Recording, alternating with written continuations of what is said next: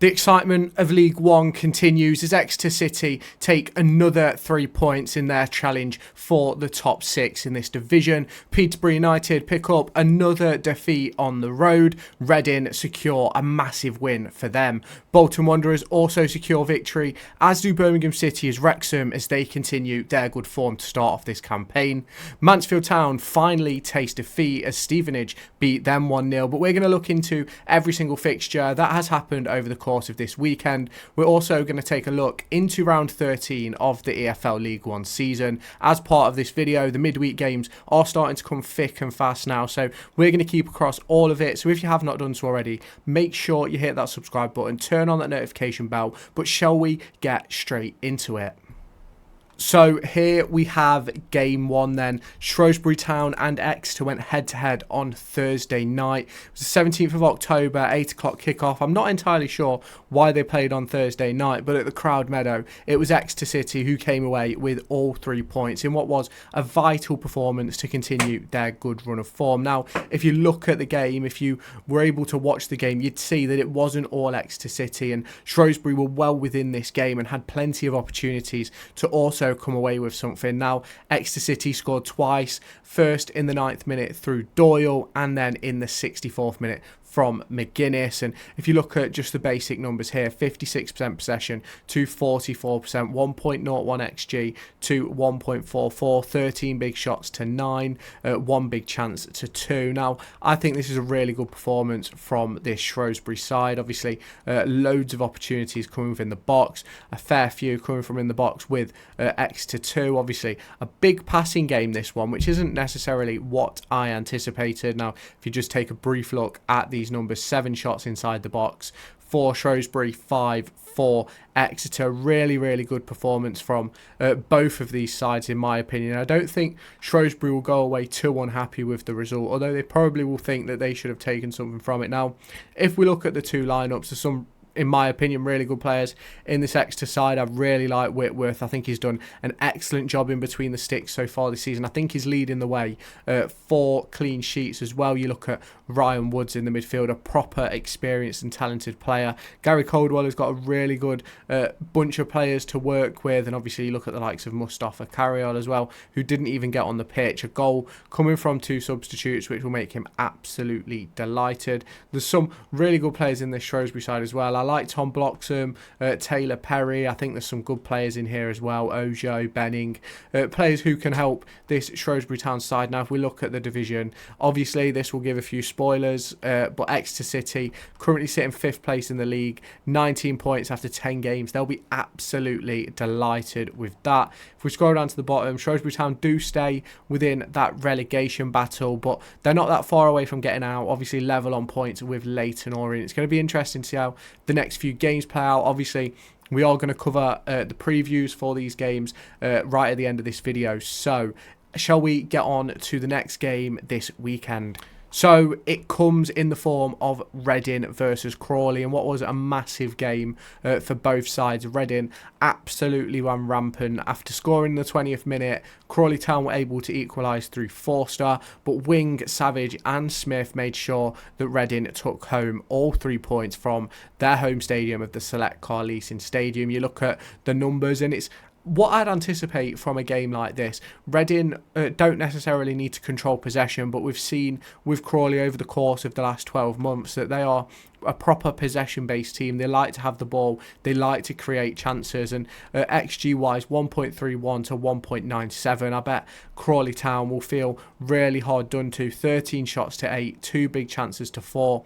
I think it just shows the difference in quality between these two sides. And obviously one coming up from League 2, obviously lost some of their most important players this summer, whereas the other has been a championship club as recently as 2 years ago. You look at the likes of Lewis Wing and Charlie Savage picking up a goal and an assist each. Sam Smith in the forward line with Harvey Nibbs. Some really good players. You even look at the players coming off the bench. Warham, really good player in my opinion, will turn into a really good player in the future. And it's just one of those for me where I just don't think that Crawley Town have players to that standard. And that is okay. It happens at this level. We'll just scroll through the numbers as we talk about the game, and it's one of those where you can see the passing differences between the two sides. I think it shows the style of play. Now, if you look at the league table, Reading 16 points from 10 games, sitting in 13th place. Crawley Town 7 points from 11. They haven't picked up a point in a long time. It's going to be really interesting to see how this one does play out. Obviously, heading into next week, they've obviously games at midweek. Who is going to come out on top in those ones? Let me know your thoughts down below. Wycombe Wanderers then, they went behind after 50 minutes, and an inspired substitution of Richard Kone and a red card helped Wycombe Wanderers on their way to securing all 3 points in this one. Ricky J. Jones scoring in the second half, just after the break, 5 minutes, 50th minute to be precise. Then a 9-minute hat-trick from Richard Kone, 63, 67 and 72, as they take all 3 points, as they've had an excellent start to the season, and it's something which we are going to keep across as this season progresses. But Wycombe Wanderers, what a season they are having. 48 possession to 52%, 2.03 XG to 1.58, 18 total shots, 210, 3 big chances apiece. I think Peterborough fans are going to be disappointed with this result after taking the lead. It's another thing for me when you talk about this Peterborough side where they just can't seem to get into a run. They can't seem to hit a spell of form, and it's going to be really difficult to them. Obviously, they've got some really young players in their squad at the moment after losing some really key players in the summer, and it's going to be a big turnover and a big learning period for some of those players. You look at this Wycombe Wanderers side, and it is a really good team. Scowen, Adoa, Onyedema, McCleary, some really good talent. You obviously look at the players on the bench. You can't not talk about Kone, who's had a tremendous rise through the world of football over the course of the last few years. Luke Lehigh, really good player. Backinson, another really good player. And it's one of those for me where it's not that these players coming off the bench for Peterborough aren't great. It's more a case of they're just not the level that Peterborough used to have in. Now, if we just scroll through the statistics for you to look at, it was quite an even game in terms of XG, possession percentages, passing accuracy and things like that. But I think Wycombe Wanderers deserve the victory with 18 shots and 8 on target. That's an absolutely tremendous turnover. 14 shots in the box out of their 18 as well, which is absolutely massive. It's something I spoke about loads on this channel before. And you look at Wycombe Wanderers now, jumping all the way to 3rd in the division. After 10 games, they have a game in hand, so they could go as high as 2nd if they win that game. You go down to Peterborough, currently sitting in 15th place with 15 points from 12. 3 losses in their previous 5. They're going to be really disappointed with the way they've started this season. Can they turn it around? Let me know your thoughts in the comments. Blackpool then obviously struck by tragedy after Steve Bruce had to miss out on the game, and I'm not going to get into that too much because I don't really know the full details, but it's a really sad. Send condolences out to him, his family and everybody involved, but unfortunately Blackpool weren't able to take the 3 points in the honour of Steve Bruce's family, and they did go behind through Davis Taylor-Dunn, the Barnsley striker, scoring after 27 minutes. Casey scored after 68 to equalise, but a really late goal from Roberts secured all 3 points for Barnsley. You look through the numbers, it's not necessarily an uneven game. I don't necessarily think either team deserved a victory. 0.9 XG to 0.64, equal possession, 18 shots to 10, 1 big chance to 3. It's one of those for me. I think it's difficult. It's good to see Elliot Embleton back on the field, a player who came to Derby County last season and obviously had his injury troubles across the course of last year, and it will be interesting to see if he can find himself getting back and staying fit again this year. Obviously, you look at the likes of Gabriel and Casey, some really good players in that. Obviously, Joseph as well. And I think you can say the same for this Barnsley side. Some really good players in here. Russell, Phillips, Connell, Roberts. I think there's some good players in there. And then, obviously, you look at a player like Fabio Jallo and Donovan Pines. Really good. Jordan Rhodes off the bench, as well as Ashley Fletcher. So it's not as if these two sides aren't evenly matched. We'll just take a quick scroll through the numbers where you can see that Blackpool 10 shots in the box to 9 versus Barnsley. We look at the league table. Barnsley now find themselves in 8th position, 18 points after 11 games. Blackpool 15 points after 11 games. They've lost 2 on the trot for the first time in a while, since pretty much the start of the season. Be interesting to see if they can turn this form around. Bolton Wanderers then have had a real revival over the course of the last few weeks. Obviously, I believe they drew their last encounter with Shrewsbury, but coming back from the international break, they've taken all 3 points versus a Burton Albion side that are still searching for their first victory of the season, and they're in a real tough rut at the minute, and they headed to the Tough Sheet Community Stadium and didn't come away with anything. Collins and Williams scoring 2 goals in the first 3 minutes of that 60th to 70th minute section. Danilo Orsi scoring in the 66th to try and mount a comeback, but nothing came of it. Now we look at the numbers here: 55% possession to 45% possession, 1.66 XG to 1.13, 18 shots to 8, 4 big chances to 3. I don't think Burton really deserved anything from this game. It's one of those where you look at the two sides. I'm not necessarily going to say that I know a great deal about all of these Burton players. They brought in so many players this summer. It's really intriguing to see that it just hasn't quite worked. Obviously, Dylan Williams, a player, and Mason Bennett, a player I know a lot about from their time at Derby County.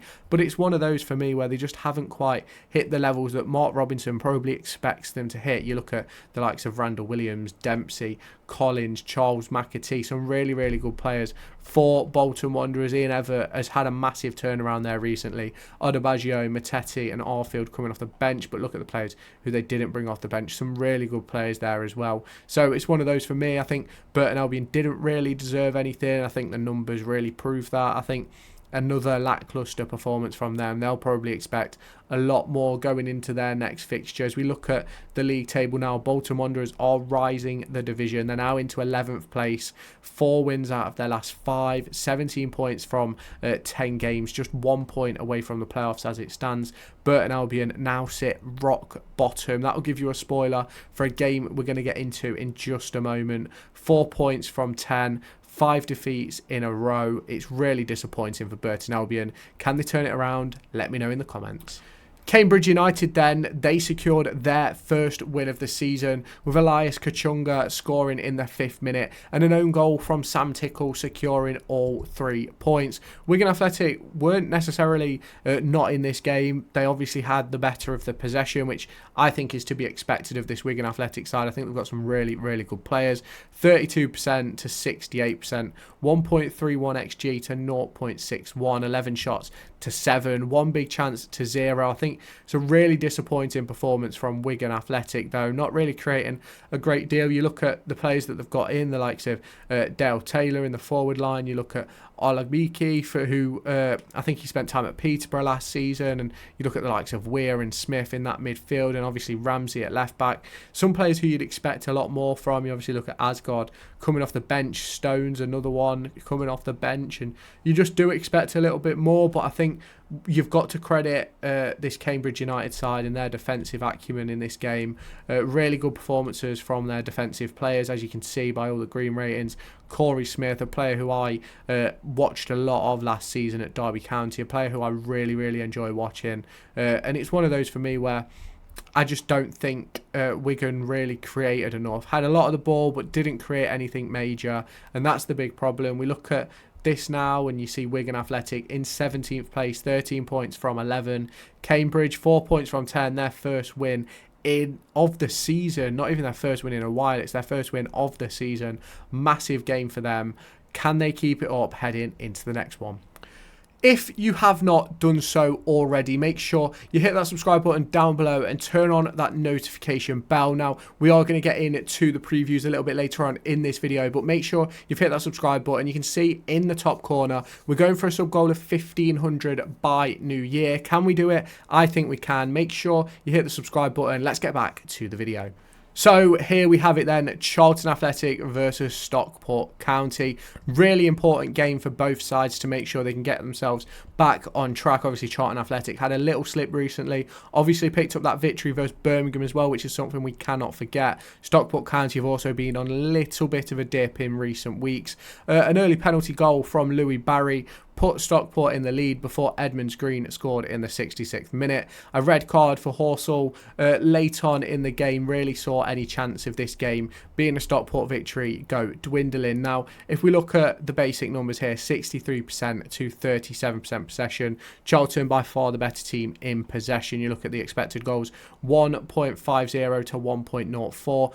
15 shots to 8, 2 big chances to 1. It's one of those for me where I think you look at these two sides and I think there's some really good players on each team. I really like Lewis Bate. Obviously, Ollie Norwood, a really important player. Louis Barry, excellent performer. You also look at this Charlton side, the likes of Gooden, Campbell, and obviously Campbell in the forward line as well. You look at Doherty, you look at Berry off the bench, you look at Leeburn, some really good players. Obviously Thierry Small, a player who had links with the likes of Spurs this summer, obviously didn't make that move. There was obviously a potential move to Derby County on the cards as well. It's one of those for me where these two sides are very evenly matched, and I think it showed in this performance that they played to each other's strengths in a way, and that's why it ended up being a 1-1 draw. I think Charlton will probably say they deserved a bit more. 13 shots from inside the box. They'll say that they should have done better with that. Now, if we look at the league table, Stockport are now sitting in 9th position, 17 points from 10 games. Charlton Athletic,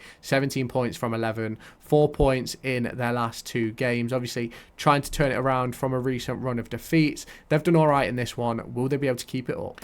Huddersfield Town 3, Bristol Rovers 1. Isaac Hutchinson scoring in the 69th minute for Bristol Rovers, but it was just a consolation after Pearson, Marshall and Radulovic scored for Huddersfield at the John Smith Stadium. Now, Huddersfield had been on a slip of their own, and it's really good to see them get back onto form. 58% possession to 42%, 1.72 XG to 0.22, 16 total shots to 3, 2 big chances to 0. I think we can all agree that Huddersfield were well worthy of these points, and Huddersfield are a really good side. Longwick, a really good player. I thought he might have been on his way to Derby County this summer, but unfortunately that move did not go through. I don't even know if we were ever really in for him, but there was some social media talk about that. Obviously Herbie Kane, another player linked with Derby this summer, I thought could potentially be on his way. Some really good performers in here who I think can really perform at championship level. You look at this team for Bristol Rovers, and I'm not necessarily seeing anyone who I'd particularly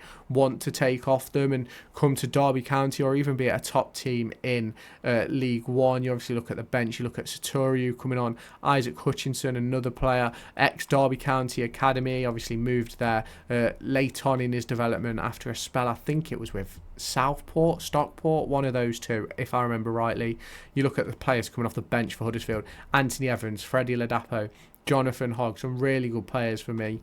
And I think both of these two sides probably would have anticipated this result coming into the game. You look at the league table, 6th place for Huddersfield Town, 18 points after 11. That's 2 wins on the trot now. You go down to Bristol Rovers. It's 3rd defeat in 5 for them on the back of back-to-back wins. 13 points out of 11 games. They won't be disappointed with that, in my opinion. I think two teams who are in fairly decent form at the moment. Huddersfield Town just showing why they are ex-championship.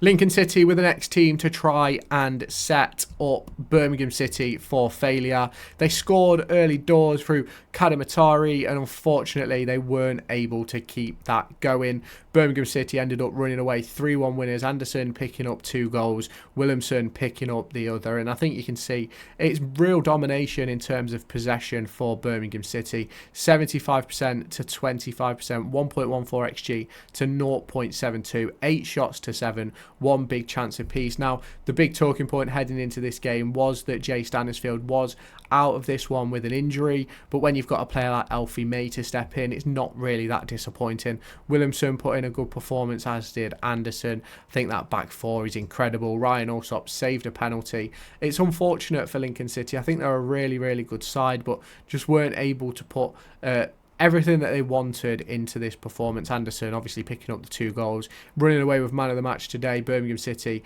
find themselves now 5 points clear of third place, which is massive for them. 4 wins out of their last 5. They come up against Bolton next. We'll preview that one in just a moment. Lincoln City, 7th place, 18 from 10. They're in a really good place, in my opinion. When you look at where they were at this point last season, it's complete polar opposites. Obviously, they've had a big turnaround since Skubala came in, and I'm really intrigued to see if they can make the playoffs this season. I think they've got a real good opportunity.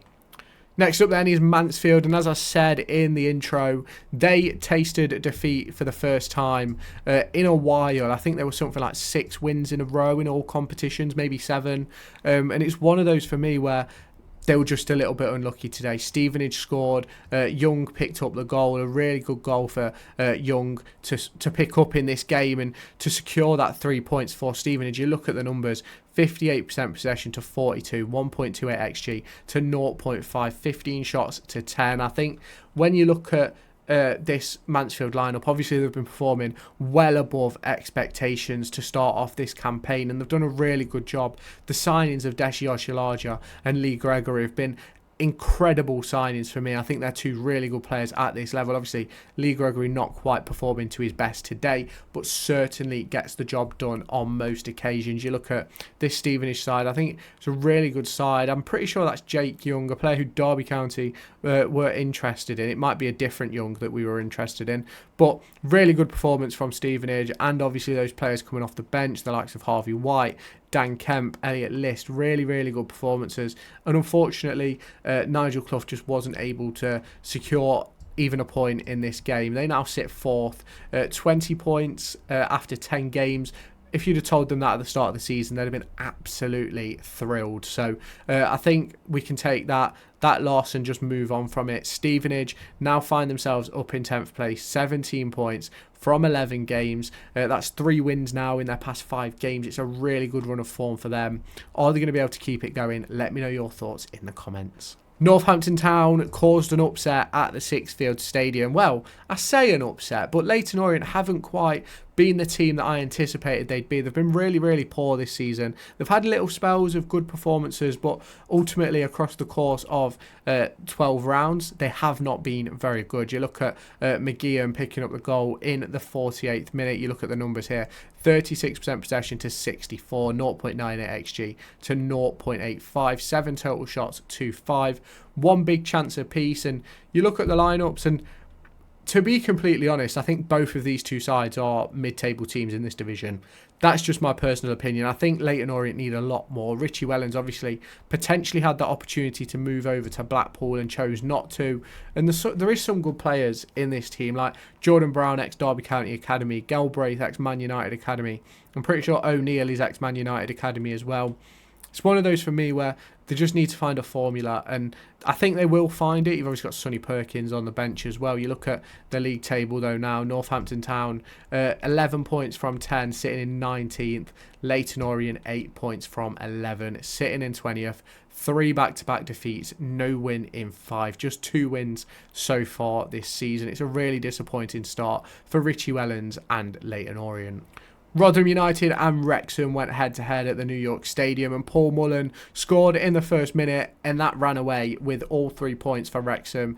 A really good performance from Wrexham, in my opinion. 66% possession to 33% in Rotherham's favour, 1.12 XG to 1.44, 17 shots to 13, 1 big chance to 2, and the big chance that mattered was that one that Paul Mullen took in the first minute. In my opinion, this Wrexham side is really good. They're putting in some really good performances, and to be fair, when some of them are in some of the money they are at this level, I think it's well deserved when they're putting in these sorts of performances. Obviously, you look at this Rotherham side, made loads of signings in the summer, and a lot of people will have said, oh, they'll be the ones challenging for promotion. But unfortunately, it isn't them. It's Wrexham, 23 points from 11. They're now 3 points clear of Wycombe Wanderers. And Wycombe Wanderers would have to win 5-0 in order to go level on points and goal difference with them. So they're in a really good position. You obviously have to scroll down to the bottom half of the table to see Rotherham, who after 12 games have 14 points. Just 3 wins, 5 draws, 4 defeats, for Rotherham. A little bit similar to Peterborough, not quite putting in those performances. And while we're here, let's take a look through this league table then. Obviously, in the relegation zone, you've got Shrewsbury, Crawley, Cambridge and Burton. Leyton, Orient, level on points with the relegation zone. Then you've got a 3-point gap to Northampton Town in 19th.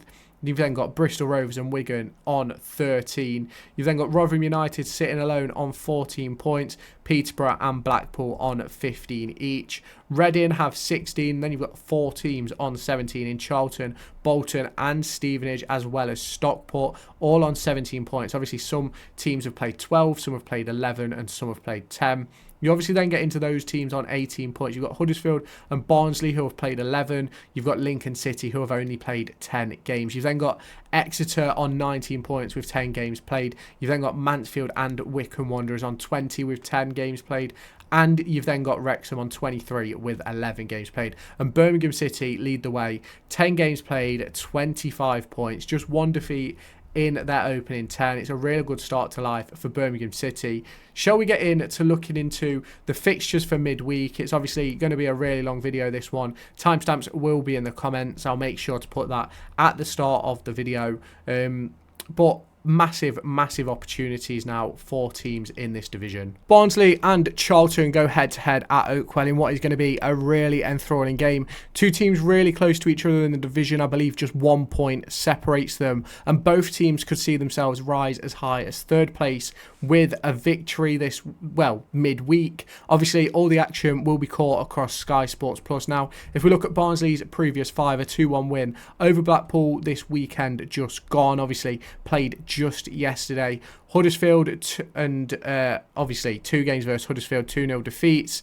a 2-2 draw with Wycombe Wanderers and a 1-1 draw with Stockport County, which is ironic because Charlton Athletic most recently drew 1-1 with Stockport County, a 1-0 victory over Birmingham City before that, and then 3 back-to-back defeats.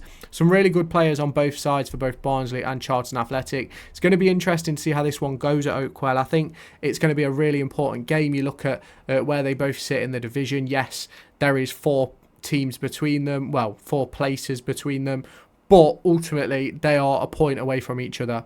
They are so close. It is so tight in League One at the moment. Realistically, in the leading pack, you go all the way down to 18th. There's just 12 points between 1st and 18th place, which is nothing really. It's 4 wins in a row. It's a really small gap for these two sides. I think Charlton will come out on top of this one, but there's a real good chance that this could be a draw. Birmingham City look to continue their good run as Bolton Wanderers look to continue what they have called a renaissance in this division. St Andrews sees this game at 19:45 on Tuesday evening. Birmingham City, 4 wins out of their last 5. Only defeat coming versus Charlton Athletic. Wins over Lincoln City, Shrewsbury Town, Huddersfield and Peterborough see them at the top of the division. Bolton Wanderers have hit some form over recent weeks, and it's been really good to see. 3 wins out of their last 5, 2 draws versus Aston Villa Academy and Shrewsbury Town, the one where Ian Evatt got sent off. But wins versus Burton, Albion, Northampton Town and Crawley have seen them rise up the division. Birmingham City currently sitting first, 25 points. They realistically, if they draw, they won't go anywhere.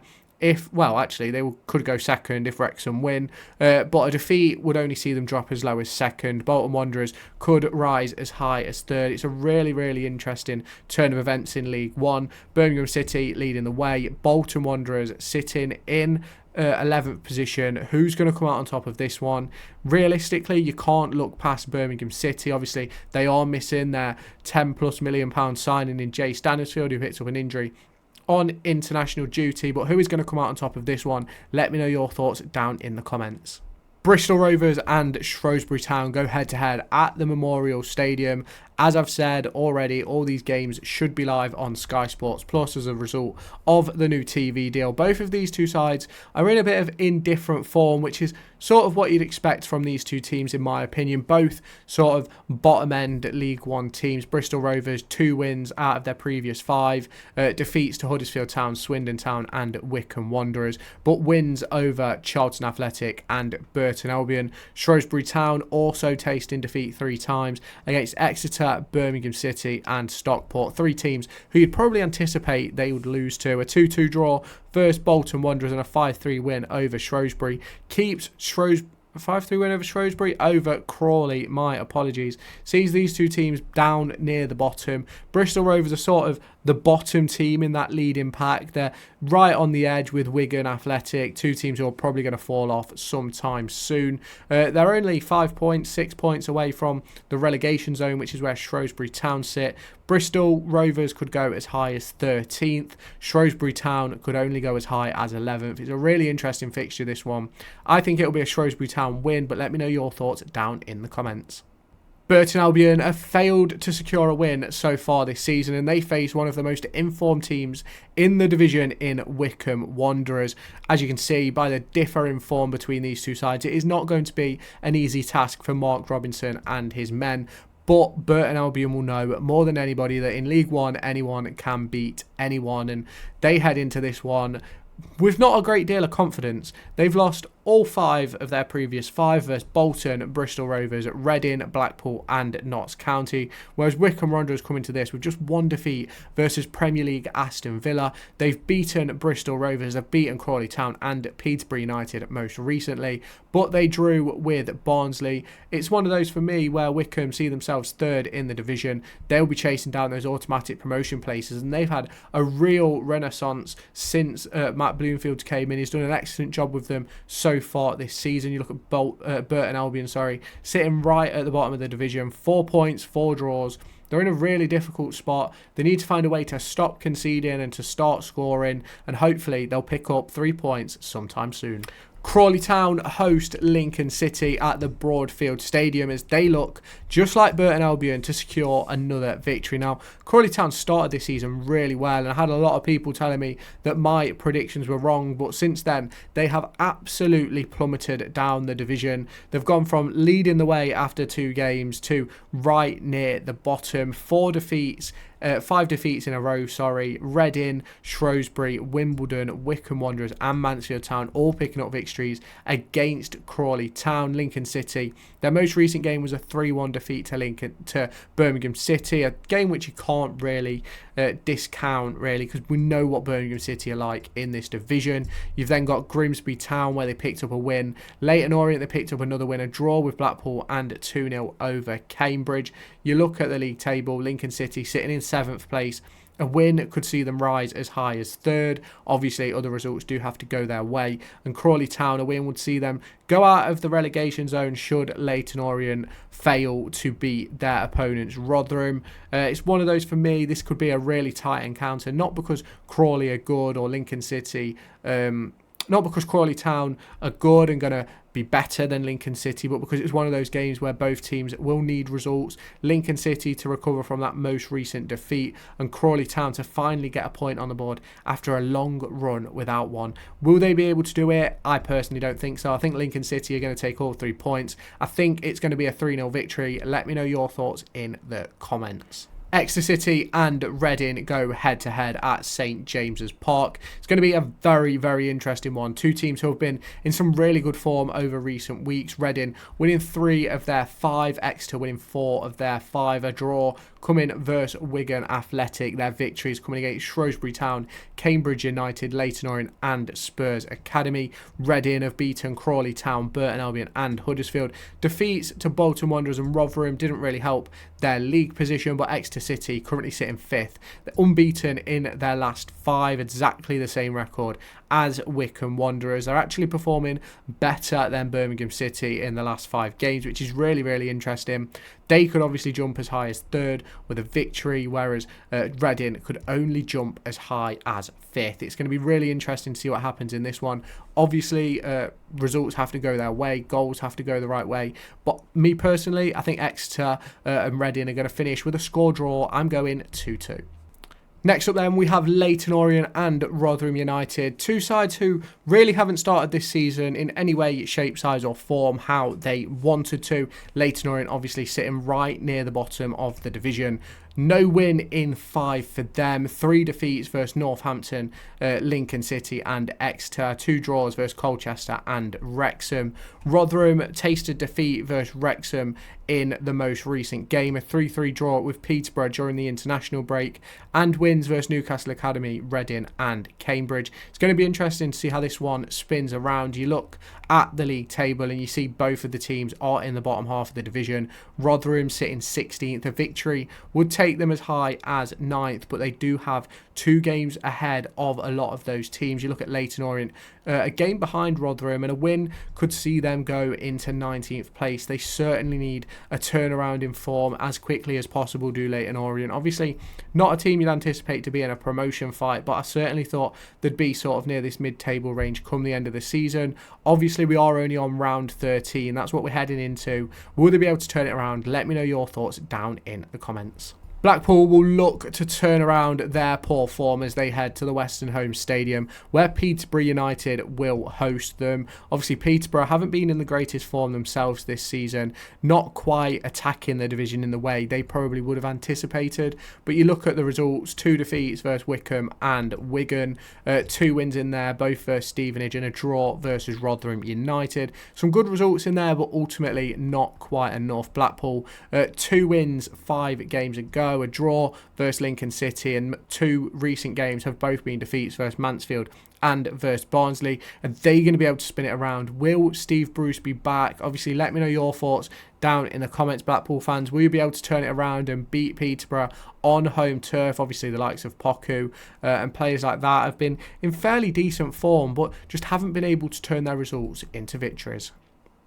Stevenage and Cambridge go head-to-head at the Lamex, and Stevenage picked up a really, really good result versus Mansfield this weekend just gone. Mansfield had gone on a run of something like 6 or 7 wins in a row over the course of all competitions, and it's a really big victory for Stevenage. They've picked up some really good ones over the course of the last few weeks, beating Charlton, Wrexham and now Mansfield. Obviously, 2 defeats to Peterborough in there puts them in a bit of a difficult spot, but Cambridge United, they hadn't won a game until this weekend when they beat Wigan Athletic 2-0. It's going to be interesting to see if they can pick up some form off that. Obviously, Stevenage, 17 points from 11. They could rise as high as 3rd.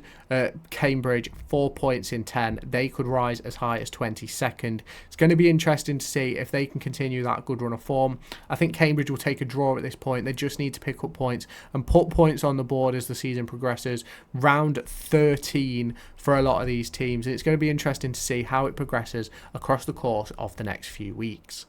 Stockport and Northampton go head-to-head at Edgeley Park. It's going to be interesting to see how this one goes. Stockport putting up some good results over recent weeks, but not able to seal all 3 points in any of their most recent games. Obviously, the 1-1 draw with Charlton is a really good result, in my opinion. I think Charlton are one of the best sides in this division, up there with the likes of Mansfield, the likes of Birmingham and Wrexham and teams like that. You look at the draw with Wigan. Wigan love a draw, we know that.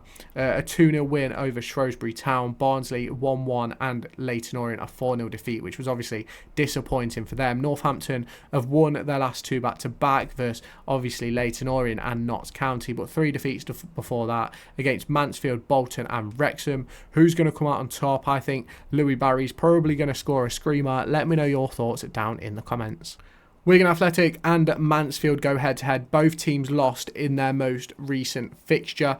Which team is going to come out on top? That is a big question. Nigel Clough will want to get back to winning ways and help secure their playoff position at the moment. Obviously, they've had a really good start to the season, and Wigan Athletic had been doing fairly well with 2 wins in their previous 5, 2 draws as well, but that most recent defeat to Cambridge is really, really disappointing.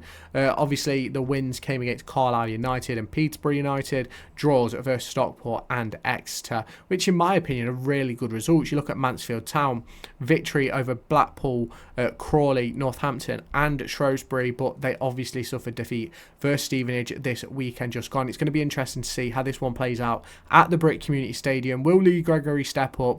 Will he secure all 3 points for Mansfield? I can see this one being a draw.